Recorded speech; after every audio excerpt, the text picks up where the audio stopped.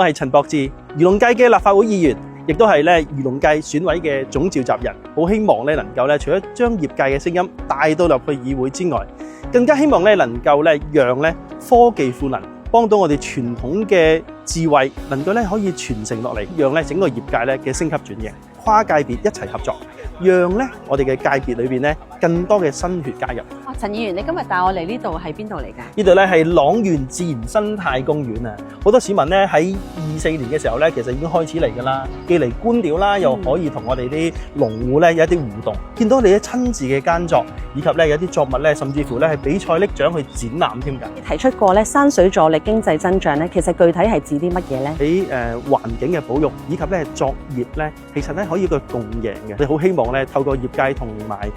環境保護以及大家能夠享受生活一體化去做。其實喺我哋嘅農產品、漁產品，透過我哋呢個既愛惜大自然，但係同時間亦都能夠製造咗一個經濟嘅價值，不單止惠及我哋嘅漁戶啦，不單止惠及我哋嘅一個養殖戶以及一啲農戶之外其實亦都能夠讓市民